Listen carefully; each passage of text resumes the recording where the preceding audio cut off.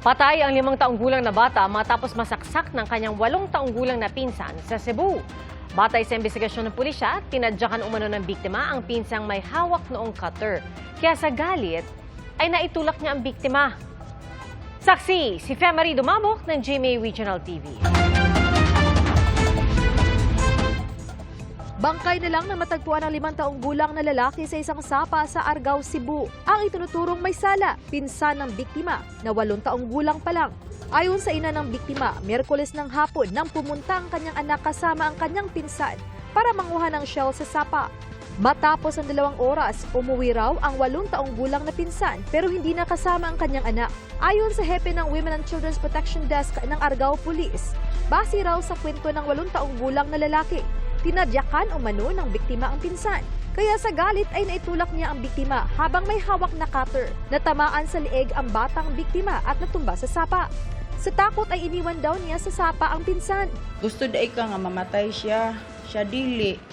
Nya, nganong imo man siyang gisamaran sa bagos. Ni ana siya nga nasuko naman kay kuato kay kung ano nasuko man kayo ka, siya nakatul naman kayo akong likod, di man niya katulo niya, gipatid-patiran raman niya. Pero duda ang ina ng biktima dahil may iba pa rawang suga ang anak. Lalo ka maluoy at siya pulis siya, wala. Lagi siyang mindset, ma'am. Roon sa man to sila, mag-away. Suod yun kayo sila, ma'am. Sila magbula, sila ra. Gusto siya, gano'n kung magbisan lang, minor siya. I-custody lang siya sa daga DSWD. Wala gila kung hangyop nila. Humingi ng tawad ang sospek at iginiit na wala siyang masamang balak sa pinsan.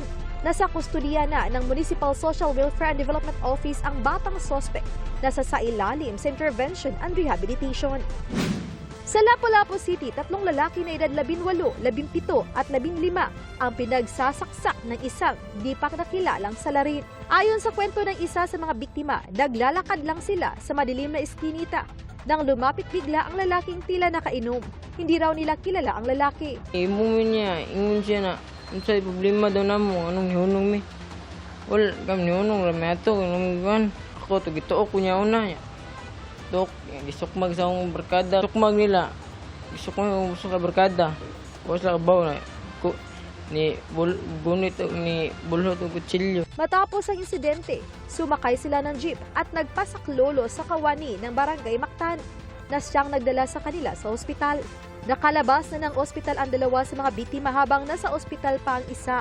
Sinusuri na ng Lapu-Lapu City Police ang mga establishmento malapit sa pinangyarihan ng insidente kung may mga CCTV para matukoy ang salarin. Para sa GMA Integrated News, ako si Femari Dumabok ng GMA Regional TV, ang inyong saksi.